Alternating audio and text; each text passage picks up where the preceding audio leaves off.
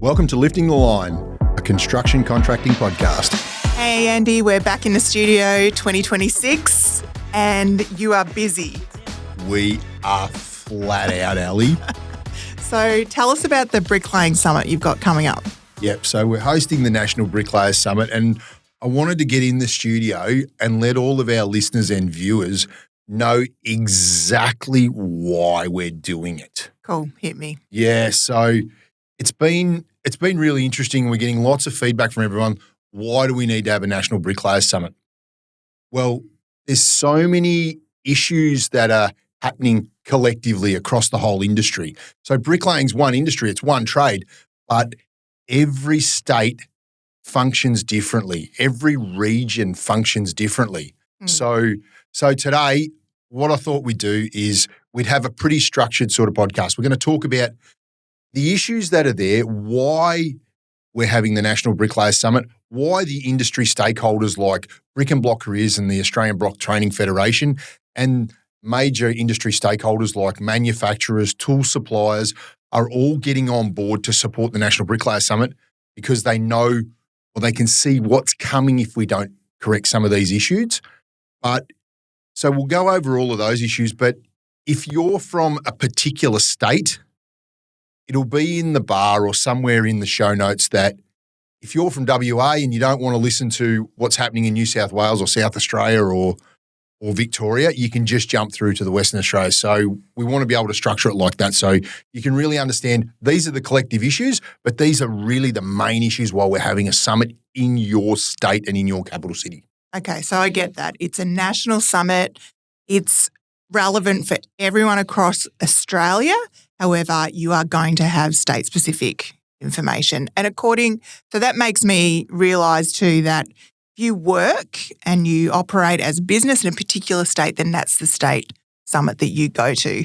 You might live in Perth, but you want a holiday in Sydney. Yep. But if you go over to the Sydney summit, you're going to get information that's related to New South Wales. Would that be right? Yes, you're going to get specifically what's happening in your state and the things to watch out for because things are very different. And from one side of the country to the other, one side's really struggling in construction, the other side is absolutely booming. But we're going to delve into why that's details. Positive and why that's a negative as well. Yep, okay. Yeah. So for people who haven't heard about the summit, do you want to just briefly say, just to capture, because I was thinking, you've got your early adopters, people who are just going to be optimistic, positive, be on board right from the get-go. And then you've probably got some cynics that are just sitting around, maybe holding back, haven't made a decision to go to the summit yet.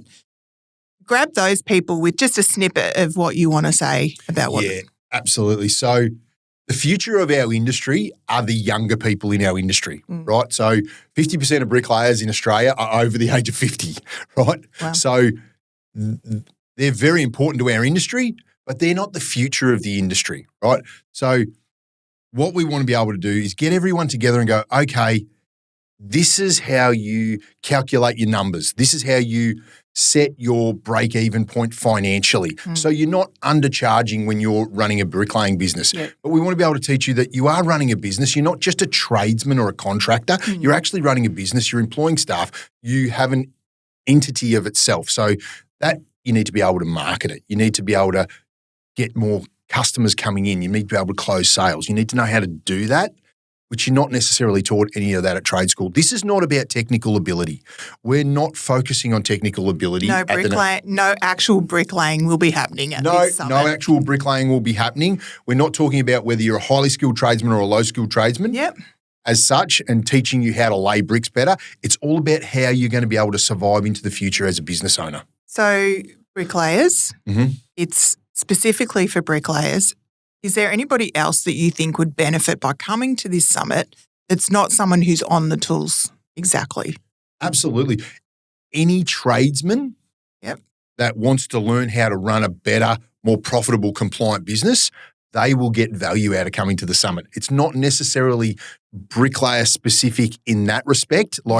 A lot of this information, even though we're targeting at bricklayers, you can relate it to nearly every. You can relate it to concreting, you'll relate it to tiling, relate it to carpentry, any trade. But we're focused, because we're a Bricklayers Association and there's major problems with the industry, that's why we're focusing heavily on bricklayers, and these stakeholders want to bring this information to them. So you've got people who are like business partners. One's a brickie, one maybe has another trade skill. It's a great opportunity for both partners of the business to come and just get more. What would you say? Do you think there'd be an aspect of inspiration coming from this, or do you think it'd be very practical sort of equipping to be able to have a better business? So there'll definitely inspiration and motivation of where to move forward with your business. There's no doubt about that. But there'll also be very honed in focus on those practical things that you need to know. So when you're running a business, what you actually do on site, as in delivering the service for the customer, is almost 90% removed from what you actually do as a business owner to keep that business running. Yeah, that's right. Yeah, absolutely. So when you're a business owner and you're the person on the tools, you're absolutely everything. But when your business gets bigger, you're the business owner, you're the sales and marketing person, you're the bookkeeping person, you're the accountant, you're the HR person, you're also the operations manager, the leading hand, all the way down to being a worker, right? But as your business gets bigger and you've got 5 or 6 guys working on the job, then you're not going to be the worker on the job, but you still might be the operations managers that's organising everything. Yeah. And doing all of those other things. But that's very removed from what you actually do, as in delivering the outcome for the client, as in the pick up the bricks, put them down. Yeah. So that's why at the National Bricklayers Summit, we have sales and marketing experts. We have legal experts being there. We also have HR people there to help teach you how to put on better staff. And of course, we'll be there as Brickies Network to be able to show you all of the resources that we provide to support you all the way through it. Because it's not just the person that owns the bricklaying business that's the bricklayer. It's the wife or the partner. They take on all the stress of the back-end work, and they don't really probably understand that we're there to support them with that as well and show them easier ways of doing that. Because a lot of the time, the partner of the bricklayer that's doing the bookwork in the back end, they've never really gone off to be a trained bookkeeper. They're not a sales and marketing expert. They might be from one of those backgrounds, but they don't necessarily know all of those other things. And so we want to support them to be successful into the future. Yeah. I mean, at times I have decided to invest in myself and go to something. I would have loved for perhaps my boss or my manager to send me, pay for me. There's been times when I've had to pay for myself and invest in my own self. So I imagine out there might be your worker who's thinking, I really think this would be a good thing to go to. My boss isn't interested. Or have you asked for time off? See if you can go invest in yourself. And, because this is the first time a summit like this for bricklayers has ever been done, yeah? Yep. Okay. So you're going to have people who are going to get on board regardless. This applies to me. And you're going to have people who are naysayers. They don't want to go, don't need it, what have you. Yep. But if you're someone who thinks this is going to be worthwhile, you're saying just get in there. There's nothing to lose, right? Yeah. So the majority of tickets that have been purchased at the moment have been in multiples of 2. And that'll either be the husband and the wife, or it's the bricklayer and his leading hand coming along. How can they look at structuring their business differently to expand and scale their business? I mean, it's likely, I'm just thinking that, say, the business owner hasn't got enough time to go, but they could send their leading hand, for sure, other members of their team to go. Maybe someone who's new and thinks they need to be with other bricklayers so they can get better understanding of how the whole thing works. Yep. Yeah, for sure. So what generally happens when you're a smaller bricklaying business is you find it very hard to get away from the job, and if you're a younger person with a young family, then weekends are very precious to you as well. So, and we want to respect that. So we've actually set up that all of these summits are either on a Tuesday or a Thursday.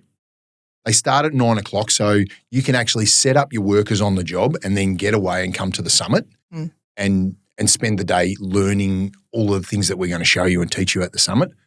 But also, we've done that on a weekday to protect your family time on the weekend as well. So we're trying to be very considerate, and every venue that we've organised has free parking for up to 200 vehicles. That could be trucks, trailers. So we've been really considerate that actually you can just quickly come in your work gear and in your truck, park up, not worry about parking, come in and attend. Yep. Yeah. Okay. Yep. Well, let's start us off with highlighting the states and the locations where you're going to be doing your summits. Yep. So in every major capital city except for Canberra and Darwin. So that's Sydney as our first one, Brisbane, Melbourne, Hobart, Adelaide, Perth. So we're covering the whole country. And if I can jump into exactly why the industry stakeholders are wanting this to happen and why we as a Bricklayers Association know that this needs to happen. So I said earlier that bricklayers on average are getting old, right? Yeah. So the industry's really evolved in the last 30 years. We have lost 30% of our bricklayers in the last 30 years. We've gone from just over 30,000 to under 20,000 bricklayers in Australia. That's a problem in itself. But the average age of a bricklayer that's left in Australia is around the 50 years of age. So we know that 50% of bricklayers are not going to be in the industry in the next 10 years. Yep. But their skill and their knowledge is so valuable to pass on to the next generation of bricklayers coming through. So obviously it's quite obvious that the attrition rate of bricklayers leaving the industry is more than what's coming in. That's why the numbers are dropping, right? So we know that that's a big problem for the industry, and it's been coming for a long time. And the construction industry has evolved. They've brought in different products to replace brick because they don't have the workforce to install the brick. It's a labour-intensive process. It's the superior product, but it's labour-intensive. So the industry's got to a point now where the amount of bricks being used is probably not going to drop away anymore. Everything that could have been replaced has been replaced. It's actually a little bit on the increase, but it's not on the increase in the areas that we used to put in volumes of bricks beforehand, where we had lots of big straight runs on factories, when we had lots of houses with lots of brickwork and smaller windows on the outside, where we used for common structural work inside. Those things are gone. Firewalls, those things have changed. They're using other products, whether it be a Hebel product or a fire-rated plaster or a rendered material on the outside and maybe some other sorts of cladding. They've sort of capped out. Some of the claddings that we used for 20 years, they haven't been that good. They've leaked, they've caught on fire, they've moving back They're looking tired. Yeah, and looking you look tired. around your neighbourhood. Yeah. It's just not holding up for the years. Yeah. And a lot of maintenance. A lot of replacement needing. Yep. Absolutely. So architects are now going back to doing more face architectural brickwork, fancy work. That needs the extreme skill. Yep. Right? But the volume work that used to be there, if you've worked in that volume work for 25 years and not really done any of that bespoke work, it's very hard to transition into that. So what we need to do as an industry is we need to make sure that those older guys, they can pass on their industry knowledge to the younger people. Yeah. But the people that are going to stay in the industry for the next 20 or 30 years as business owners and employing workers, the way they have to run their business now with compliance and regulation and legislation has completely changed to the way the guy that's 50 or 60 years old ran his business 20 or 30 years ago. Yeah. So I suppose we want their technical ability, but the contextual business acumen is very, very different. Yep. So you've got a number of stakeholders that are involved and they're aware of these, obviously, the decline in trade and use of the materials. So they're invested in this summit being successful for the benefit that they have for their industry. So who are you seeing as stakeholders being involved and, needing a lift, and a strengthening? Yeah, for sure. So the number one is the brick manufacturers. Yeah. Right? If the brick manufacturers don't have installers for the future, then they may as well stop making the bricks, right? And so they're very aware of that.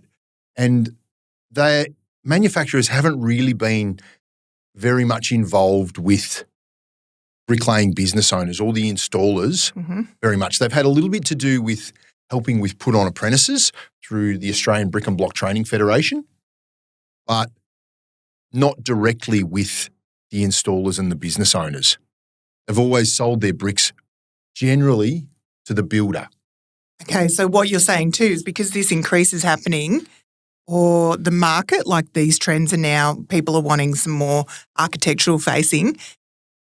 The opportunities that you're seeing for the future is also part of your preparation, isn't it? It's like there's a decline, we're seeing ageing, but we also want to bring in these new, the up and comers, but also like highlight the opportunities that are coming as well. Yeah, for sure. So it's actually probably never been a better time to be coming in and running a bricklaying business, but it's very, very different to how it used to be. So if I can just explain a little bit about what's happened in the construction industry. So in the last 4 or 5 years, we've had an increase in the cost of land.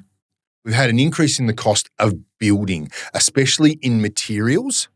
There's been a huge increase in the cost of materials and in regulation, the cost that you have to pay to government to build things and those sorts of stuff, right? Yeah. Okay.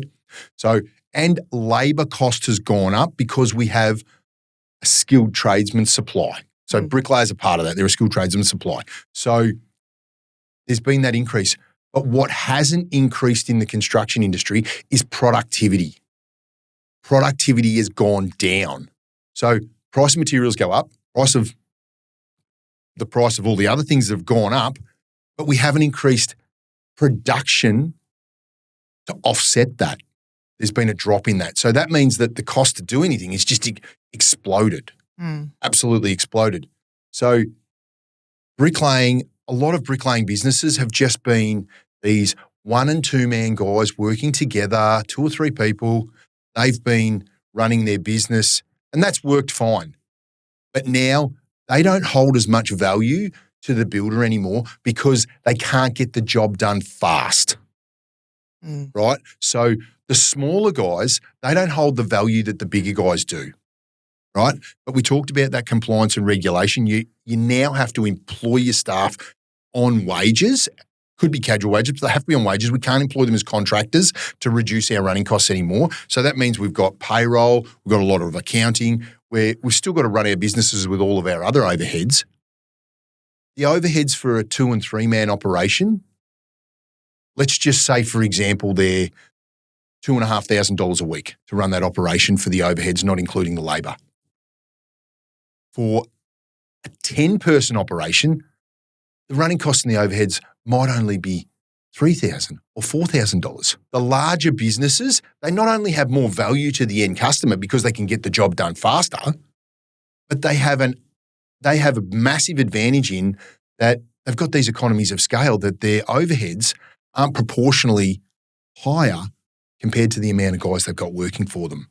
So what we're noticing that into the future, the smaller guys, they're going to find it very, very hard to survive unless they scale up to being bigger. Okay. Yeah. So that's a real concern. And that's across every trade business, but in bricklaying. There'd be a resistance to that for sure. Yeah. I mean, I'm thinking for me, who really loves even my trade that I do, the thought of scaling up, that would be quite challenging, I think. So what are the options really? Are you saying that this is something that's going to happen? It's inevitable and really this train's passing, you either catch it and get on it or what? What are you saying? Yeah, absolutely. So a lot of these alternate products that are being used as claddings on the outside of buildings, if you can't compete with those in a time factor to install them, your business, then the builder will naturally use the other product because it gets installed faster. Okay. Right? And that's what will get pushed to the end client, right? It's not that they're a better product. A lot of the times they're inferior product. Most of them are more inferior product than the brick.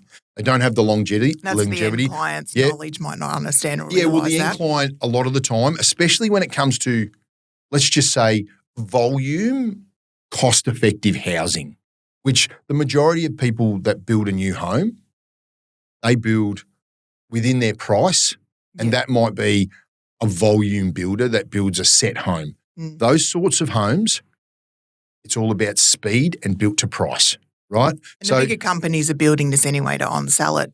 Yeah, so absolutely. So they naturally go, if you want the house, here's for this price. If you want brick that might take a little bit longer, then you're going to have to pay extra. Or they don't even offer it as an option. In some states, some builders have taken brick out as an option altogether and they're using another product. And is it because the material's going to cost more, or is it the time that it takes to install it? Generally, both? Or? No. Generally, a lot of the time the alternate product costs more. Okay.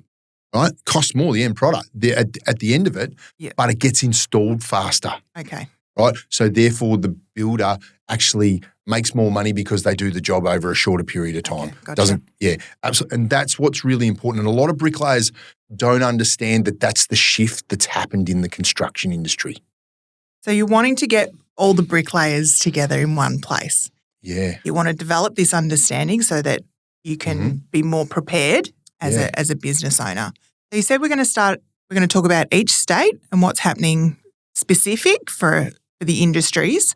Let's start off with Victoria and New South Wales. Yep. And what's happening there. Yeah, so New South Wales and Victoria are a little bit different. Let's kick into New South Wales. So New South Wales, we've still got that massive reduction in the amount of bricklayers. So that's the 50% over 50. Yeah. That's the same across every state. So you need to remember that first and foremost. In New South Wales, they still do a lot of solid common work. They still do a lot of that, but that's being phased out, right? So those guys that are doing lots of common work and a little bit of face work, they're going to be required to do more face work. So they're going to require that high skill level moving forward. Architecturally, that's where brickwork's going in New South Wales. They are moving into other things and brick facings. So the bricklaying businesses need to understand that it's not about just throwing bricks in per thousand anymore. They need to think about what their costs are to run their business and what they're actually going to do to deliver that, what they're going to deliver to actually earn enough money to survive, because you won't be able to just rely on huge volumes of bricks anymore. That's not going to be where it is. The guys that have high skill will move into the other areas. The guys with low skill and the newcomers to the country that are laying bricks, they're going to be doing the low-skilled work and they're going to keep doing that. You're not going to survive very long because you're only going to just earn wages, but you're still not going to hold that value to your end builder, right? So you need to reposition yourself with those high skills. And that's what we're finding that bricklayers in New South Wales are having to do to survive. And you're probably going to have to travel a little bit further to get that type of work and keep your crew going, right? So that's why it's so important to understand the compliance side of things, what it costs to run the business, so you can scale and stay into those different markets. Yeah. So you're talking about putting systems in place, putting that compliance in place. Yep. And then once all that good structure is in the operations of your business, and then that you can then scale up from there.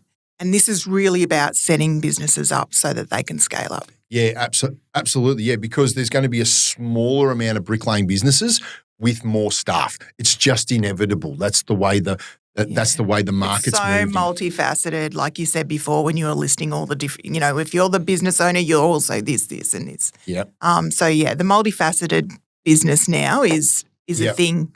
Can't avoid it. Yeah, for sure. Okay. Yeah, absolutely. So Victoria's a little bit different. We do more veneer work than New South Wales. There's not as much solid and rendered work in Victoria. So in the past, a lot of guys as bricklayers, they've pledged allegiance to one or two builders because they give them the volume of work. Because that volume work is still moved away from and then moved to alternate claddings, you can't just work for one or two builders anymore. It's because, one, you don't have the control over the type of work you get, but also if you lose one builder, then you've lost half your work. You don't have any work for your skilled workforce. So that means that there'll still be volume work out there, but the guys that are the lower skilled, they're going to be doing it, and you're in just a race to the bottom on price. So, like you've mentioned low skill and high skill so far, and I'm wanting to understand exactly what you're referencing, because in my mind, I'm thinking low skill means you can only do a little bit. High skill means you've got. Please just tell me what you mean by that, because I'm not quite. Absolutely. So you know how I was talking about all those guys that are older, right?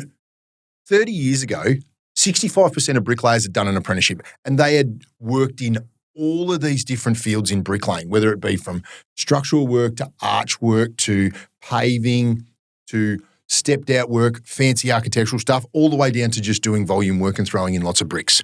Okay. Now, those guys, that's what I call high skill. Their skills has increased over 10, 20, 30 years. They've been exposed to every part of the industry and all the other types of work, whether it be repair work, heritage, restoration, all of those different things. Low-skilled workers that have just come in, all they've ever done is worked on, say, a volume build, a Metricon home, straight walls, no windows that have brickwork over the top of them. It's still a skilled trade, but you don't have that broadness of the industry. That's what I mean by if you're just pigeonholed in that one lower skilled trade where it's all about volume, your business just won't survive. And those builders will only give you the jobs that they create to give to the client. You don't have any choice over what jobs you get, right? So I'll tell you a little story. So when my first business mentor came to me and said, if you're just working for one builder, you have no control. And I didn't really know what that meant. And then he explained it to me that the builder delivers the work to you. You just have to do what they tell you to do. But that means you've got no control over picking the job that's got good access, the job that's got the most amount of bricks in it that are easier to get to and lay, the jobs that have the fancy work in it that you can actually charge for your skill, not just for the brick price. You have no choice over that because you're only working for one builder. But if you're quoting jobs for 50 different builders and you win 10 of those jobs, they're the 10 you wanted to win at the price you wanted. So therefore, you've got a lot more control over your business. But that means that you're not on the job laying bricks all day. You're actually quoting jobs, engaging with architects, engaging with clients because you're selling your higher skill. You're not just selling, I lay bricks per 1,000, right? Because that part of the market is a race to the bottom. So that's why we're saying, come along to the National Bricklayers Summit because we're going to teach you how to market yourself, quote your jobs correctly, put the right contract in place. We're going to connect you with procurement programs that connect you with new builders so you can price the right work. This is all stuff that you never see when you're only working for one or two builders. You have to evolve as a business owner or you won't survive as a bricklayer. Okay. Yeah. That's why it's so important in Victoria to come along to the National Bricklayers Summit. And like I said, all these massive industry stakeholders like tool manufacturers, they know if you guys don't have any work, you're not going to buy any tools. You know, insurance companies, they know if you're not out there running your business, you're not going to purchase public liability. That's why they're coming on board as supporters and sponsors because they want to help you. Yeah. Okay. Yeah, absolutely. So I'll quickly jump into Hobart. Good. Yeah. So Tasmania is a really interesting little market. It's always been consistent and stable, right? But because of that consistency, bricklayers have always just worked with one or two builders as well down there, right? They've been caught in a real price pocket. But this is just how much the going rate is. That rate has not been enough to cover the overheads of the business and then employ the staff, train new apprentices, carry all those overheads. It's been squeezed down that tight. Like we had Andrew Crossan on last week's episode. He was talking about if we don't get to this certain price point and above and we don't understand what our actual overheads are to run our businesses, then our industry is going to fail. And he's already making plans to have an exit strategy if it doesn't survive.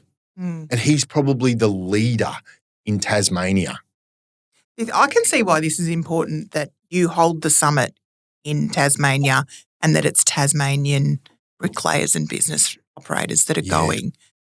Because you're going to have a common language, common understanding. Yeah, you're not going to have like that, oh, yeah, well, that doesn't happen to me because, you're working in this place and you're working in this place, and a little bit of like, argy-bargy across different circumstances. This is an experience for all. Actually, you've been asked, why are you doing one in every state or whatever the city that you're going to? Why not just one national conference? And this is you responding.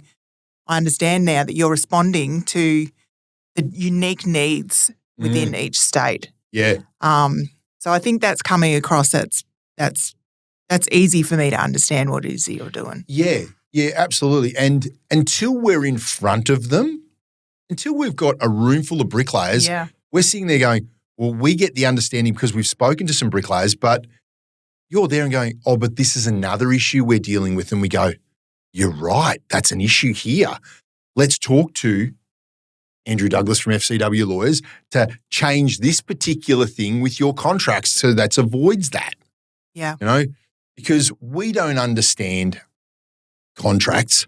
Yeah. We don't understand all of those other things because we're bricklayers. Creating open lines of communication through all these different facets to the business operations. Yeah. And also, at every one of the National Bricklayers Summits, we have an industry leader, a bricklaying business owner from that state that is the leader in the industry. So bricklayers can come along and go, well, that guy's really successful. He's scaled up to having 50 or 20, 15 or 20, maybe 30 staff, quoting these sorts of jobs, taking on this sort of work, making a profit. What's that bricklayer doing that I'm not? What does he know that I don't?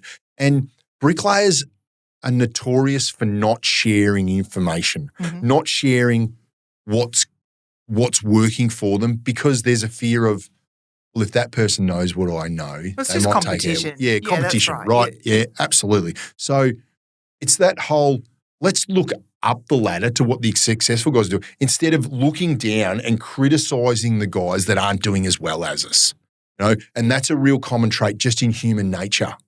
So that's why we're hosting it. So in Tasmania, Andrew Crossan's going to be speaking as well. Yep. To say, this is what I'm doing and these are the things that I look out for so I know that I can make enough profit to get there. You talked about these pressure points and having this sense that there's a dying trade, a dying skill. It really is putting pressure on those that have been in the business for a long time to come out of the woodwork and to start sharing in order for survival, like essentially that you're saying. So, I mean, it can sound a bit daunting potentially and that things are not going well, but you've highlighted these opportunities that are also coming. Yeah. So if you're someone, so I'm hearing too, if you're someone who is aging and you've got these skills, been in the industry, you've got something to share, they ought to reach out as well and be part of this summit to come and share knowledge as much as it's for the up and comings because you want to see the future of it, that these people can come and add value as well, right? Yeah, for sure. Yeah, absolutely. We don't want them to be disconnected. There's a lot of bricklayers out there that have done their 30 years in the industry and they don't feel like it was a good career. They stayed in it because they needed to get an income every week, but they don't feel it left them in a really good position. Now, I'll give you an example of what I mean by that. So I have two really close friends. One's been a bricklayer for 35 years, working in different areas, and one's driven a garbage truck for the council for 35 years, right? So both of them, about the same age, they earned roughly the same amount of money when they started out, right? Okay, but completely different industries. The bricklayer, he's got to the end of his working life. He's paid off his home that he bought 30 years ago that he got for a good price, no worries, but he doesn't have any superannuation. He feels like, I've got to the end of my working life, I've got nothing left. Yeah, sure, I've paid off my house, but now I'm on the pension. It's like, that was a shit trade. I've got nothing. But the guy that worked at the council, he's paid off his house and he's got a pension of 450 grand in super, right? Two guys exactly the same age, pick completely different things, but just because they got paid differently, it was casual, this is how they got employed. They've got to the end of it and gone, we just got dictated what we could earn. We never made much money. You know, I've got nothing to show for it. I'm tired and my body's wrecked. Yeah. That experience is really valid for the bricklayer. And like, they both worked really hard for their whole life, but that bricklayer's going, the industry's crap, where the guy that worked for the council goes, it was great. I went to work every day. I got paid every week, paid off my house. I got a nice package. It's great. You know, two completely different scenarios. That's not how it'll work for a bricklayer moving forward. You're going to be paid on wages. You're going to get your super. But if you're the bricklaying business owner, you're the one that can lose money faster than anyone else. We don't want those guys to fade away. Yeah. Yeah. So that's another reason why it's so important. You know?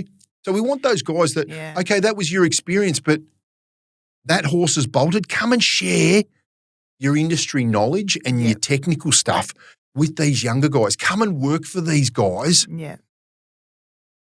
I know. Look, I think there's the temptation to get quite stuck in that thought process and be disappointed, jaded, and just feel like you've been royally stuffed in this system. Yeah. But you're going to have even options, because I think, will you have I would like to hear that you've got options for those as well, those people as well, even late in the game. How can they still do something so that, because if you're 50, you've still got another 15 years, maybe not working directly on the tools, but surely there's some way that you can still be working, if not industry, like in a sideline industry. Yep. And that's 15 years worth of investment, like wages, but investment into your super and your long-term setup. Yeah, absolutely. So I probably haven't mentioned this at the start, but I speak with bricklayers all over Australia. If I ask them, what's your break-even point? Are you making any money? Most of them don't even know that. Okay. They're just like, the builder tells me the rate I have to work for, and I just work really hard and hope that there's enough. You don't know what you don't know, right? And just because you've done it all that time in the past, and that's the way it's always been, doesn't mean it has to stay that way. It doesn't mean that you can't evolve as a business owner. You can, there's this old saying that you can't teach an old dog new tricks. That's complete bullshit, right? Absolutely, right? If you see that it's not working, or you can sit there and go, I don't think it's worked for all this time, can we do it differently? Then you could probably change the way that you run business. You could actually go, I've got all of this knowledge, I've got all of this technical ability, we do such a great job on the job, but if you want us, this is what it costs you. I don't care what you say you're going to pay me to the builder. We don't work for that anymore. We don't work for below cost. You have to pay for our skill level, and we provide all this value to you, and we do it for this reason. Your builder goes, yeah, that's fair enough. They might go and try and get a lower skilled guy to do the work. They get a really bad outcome and they go, oh, that was a mistake, but they had to learn it. They could fluke it and get a good outcome. Yep, absolutely. But this is something that bricklayers don't really understand, or they don't really think about. I talked about that number of bricklayers that's left in Australia. If a builder says, I'll go and get someone cheaper, that cheaper guy over there, he's only got a certain amount of staff. He only has a capacity to do a certain amount of work. He might be able to take on 2 or 3 jobs and then he's capped out. So therefore, the builders have to come back to you because you're the only one that's left, right? That's the supply and demand thing. You've just got to say, this is my value. This is what I bring to the market. Yeah. If you want me, that's what it's going to cost. And they will come back, because those skilled markets that we're talking about, They can't move to an alternate product. They need you and they need your skill to input it in. So that's another thing that we just don't think about. But how do we communicate that in a professional manner? Yeah. It's not just a case of you just got to pay me this or I don't care. No, actually, you do have to have a conversation. And that's why we've got negotiation experts to actually be there to teach you this is how you have that conversation, because we don't know what we don't know. Yeah. Right? So I suppose I want to move into Brisbane, what's happening in Queensland, right? Queensland is got a massive boom coming up. Yeah. We know about it. There's massive infrastructure going in. There's I think it's $105 million worth of infrastructure that the government's putting money into in the next 4 or 5 years. There's the Olympics coming up in 36 or 34, right? There's going to be a huge amount of building for that, right? Okay? That means there's going to be a lot of houses built. There's going to be a lot of stuff being built. So we're going to need workers for that. And they're going to naturally suck workers out of other states, right? But with those large infrastructure projects, great for the state, great for you as an earner, as an individual, and you're a business owner, you're going to take on work, but you're also going to have massive staff pressure because those infrastructure projects, they actually create a lot of jobs, but they suck skilled tradesmen into another sector. A lot of people don't realise this. It happened in Victoria with the big build and the tunnels and things that they were building down there. I know bricklaying business owners that they had 8 workers working for them. 6 of them left to go and get a government job working as a labourer on the tunnel. You can't blame them for doing that. Personally, very, very good for them. They earn a good wage. It's very consistent. But that bricklayer, his workforce got decimated, right? So you're going to have industries competing for your workers, right? Skilled workers are valuable. Yeah. How do you keep them? How do you keep them? If you can't compete on the same amount of money, it goes back to a little bit like Richard Branson says. You want to train your workers so good that they can go off and do it for themselves and work somewhere else, but then pay them well enough and treat them well enough that they never want to leave. Yeah. Okay. So that means that if you're running a business, you have to look at incentivizing your staff in good salary, but also other ways. How are you going to present a salary package that's really attractive to those staff? Yep. This is one of the biggest concerns that they've got in New South Wales. It's actually not the only industry that's needing to do this actually as well. No. So you're going to talk about ways to do that because that's what they're facing. Yeah, absolutely. So that means that you're going to have to look at ways of building your own workforce, and that might mean how do you put on apprentices that can build a skilled workforce for your business? Because all of these things that we're talking about at the National Bricklayers Summits, they're not short-term solutions. They're mid to long-term solutions for what you're going to be facing into the future as a business owner, right? So you need to look at how do I put on maybe an apprentice every 6 months? How do I have a value proposition to get them to laying bricks within 3 to 4 months? So they're not costing me money. They're not draining productivity out of my existing workers. And then we can put on another staff member and another staff member. But then how do we incentivize them to stay with us as well? Does that mean that we have to look at salary packaging with a vehicle, maybe some allocated times off at certain times, incentivizing them with training, with holidays, things like that. But we need to be able to cost that in. So like one thing that I'm really excited about at every one of the National Bricklayers Summits, GWM has just come on board as a major sponsor of the Brickies Network, right? So they're going to be giving fleet discounts to Brickies Network members that's like $50 a month to be a member of our buying group individual member. And they can get $4,000 to $5,000 off a new ute, help them with finance, that you can salary package to someone. So when you've got a staff member that's got a work vehicle that works for you and they don't have another vehicle, they're less likely to leave you. Well, they've got more reasons to think through. Absolutely. And sometimes those things that you do in your business, they're better financially than giving them a pay rise. So quick example, if you give someone a $200 a week pay rise, they get taxed. They get taxed out of that. They're probably going to lose $40 out of it, right? So it's really only worth $200 a week. They get taxed 40% out of it. So really, they're only going to get $120. Is $120 really going to change their life that much? Probably not that much. But suddenly, they get a $200, what cost the business $200 a week to run the vehicle with some fuel and make some payments on it. They're saving the $200 that they would be spending on a vehicle. That's roughly what it costs to have a vehicle with fuel and all the rest of it. Very quickly would calculate all these benefits as to why it would, work really well. Absolutely. I heard a school in a country town say that they were having trouble finding particular teachers.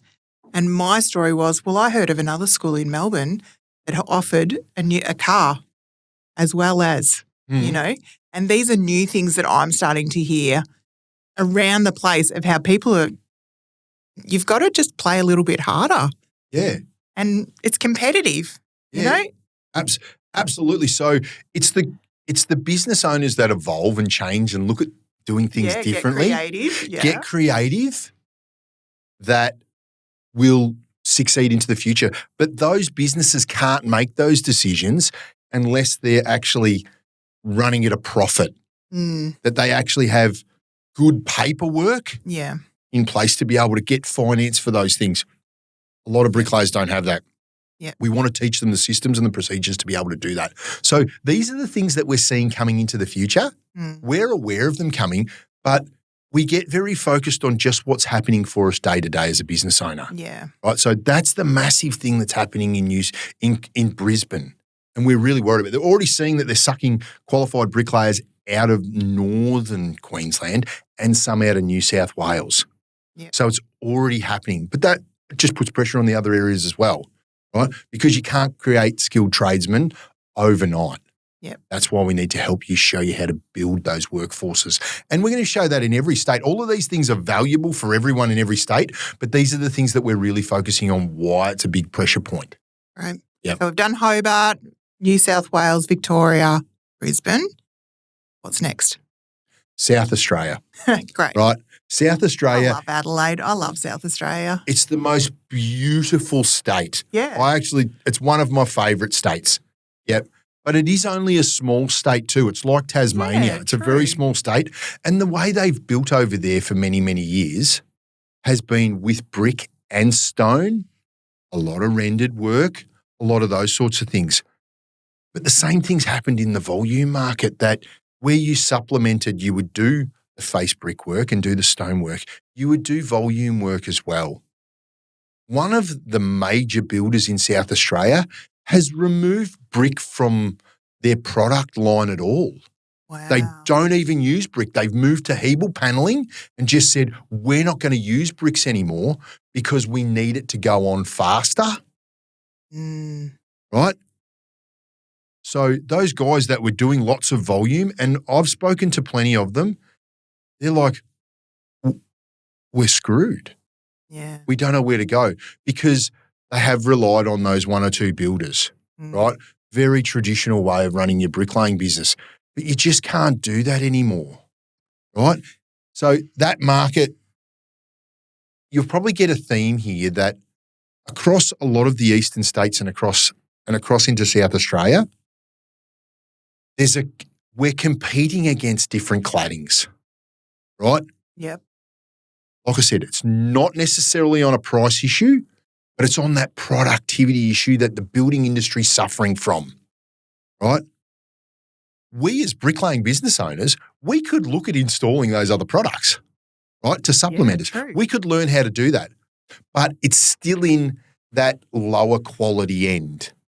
And there are some bricklayers that are in that lower skill level that haven't evolved as business owners when their skill level has gone up, that are doing that are installing Hebel. They're installing other products. They're installing Dinsel, which is another product that, has replaced blockwork and things like that. They're doing that. And that's okay, because it's keeping their business running to maybe evolve into the future. And those guys with the higher skill set, they may need to look at avenues to do that. Yeah. To stay afloat, to keep their workforce alive and keep that larger number of workers working, because you need them when bigger jobs come up. Yeah. The builders need you, but you have to keep them working. So you have to really evolve at how you're going to find different work. Yeah. And that's really happening in South Australia. So do you think so that's just one building company? Yep. Do you think that's going to catch on? It's already happening. Yeah. It's already happening because effectively a lot of those other claddings that get put on, a lot of those other claddings that get put on, like a lot of those, they don't need the skill level of the bricklayer. Yeah. It's actually just another product that goes on with a lower skill level of the labour. Yeah, just right? general handyman. Yeah.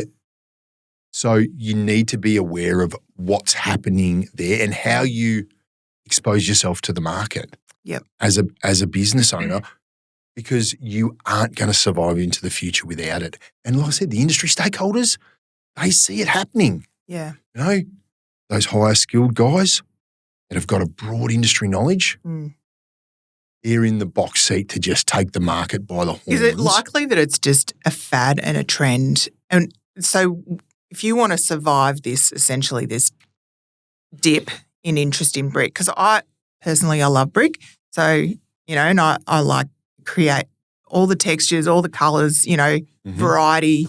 Can't stand driving around neighbourhoods where everything looks the same. Yep.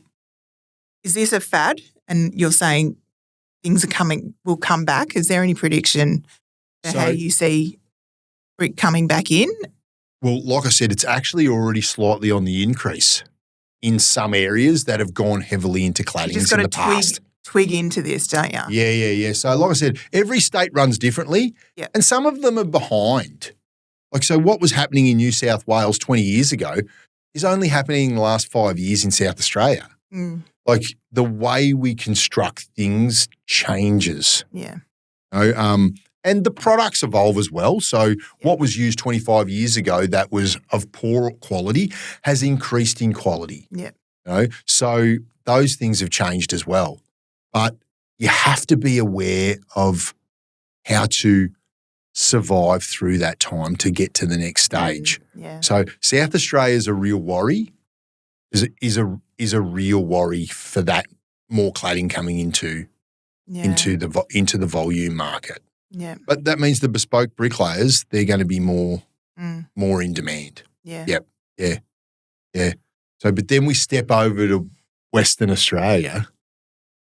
Western Australia is in a massive construction boom right now. Right? It's huge. 10 years ago, they had 10,000 bricklayers in WA. They had a long downturn in the construction industry and a mining boom. So a lot of guys moved into mining or got out of the trade because there wasn't any work. They weren't making any money. Now, there's a massive boom. They're trying to get bricklayers from everywhere. And in fairness, they're earning what they're worth at the moment. Right. Wow. Okay. Right. So they're scrambling like crazy to put on new apprentices, to find staff from anywhere, from overseas, from other states, just to lay the bricks, lay as many bricks as they can. Right. But they drop fast. And probably in another year or two, their market's going to drop off again. Right. So they lost all of those bricklayers in the first place. They might increase the number of bricklayers in WA to maybe 8,000 from the 6,000 that were there. That's great. Put them back in the market. But how do we keep them into the future? Right? Because like I said, the average age of the bricklayer is into their 50s, getting into 50. So in another few years, they're going to be another few years older. If they've had a big boom now and they've managed to put away a heap of money in the next 2 or 3 years, will they stay? Probably not. They'll probably leave. Have they trained enough to counteract that attrition that's going to bail out? Highly unlikely. So the guys that are younger that are running businesses now, how do we entice them to stay for the next 10 or 15 years? They've captured all the knowledge off the older guys, right? They understand how the market works, that there's going to be a downturn. What happens with our pricing? What happens with our business models? So we stay in the industry for another 15 years. So it's great that there's a boom. It's great that they're earning good money. Yeah. That's fantastic. Yeah. They're probably investing in themselves. I know a lot of young guys that are in their 20s in WA. They're socking away tens of thousands of dollars, investing well, doing other things. They've already said to me, I'm leaving the industry if it drops. That's no good for the industry. No? Yeah. But the ones that haven't put all enough money away, or the ones that love the industry, there's so many other bricklayers over there that love being a bricklayer, love running their own business. How can we help them survive into the future? Yeah. Because the same pressures will happen. They're changing. WA is mostly solid brick, but they are moving into brick veneer houses. It's great that this summit's actually going to be able to draw from what's happening in each state, because it's like this kind of passing of the trend that happened here is now over here. And so learn from them. Like you're really creating this openness to be able to understand across how it's been unique, but also like, what have you learned from each experience that you can now adopt into? Yep. Yeah. For sure. Into what's impacting, directly. Yeah, so for sure. So I want to just summarise a little bit what we've gone over. Yeah. Right, because we've gone through a lot of information for every state, but the big solutions that we're looking for to solve in the summit is bricklaying business owners are the ones that need to be looked after and helped more than any other part of the industry. Okay. Right? We've got those older guys that we talked about. Yep, they're going to go. There's going to be the younger guys that are keen and young tradesmen that want to learn, but they don't want to run a business. They just want to come to work, do a good job, get paid well, and go home at night. Right? And they'll do really well into the future. They'll earn great money. They'll get good superannuation. They can borrow to buy a home. They've got a skill that they can build a home for themselves. Fantastic. But the business owner, we want to teach them that, yep, you've got a great system and a great structure in place as a business that has constant quotes and work coming in that you can quote. You're winning good, profitable work. You're running a compliant business, paying yourself a salary as the business owner so you can actually get the benefits that your employees are getting.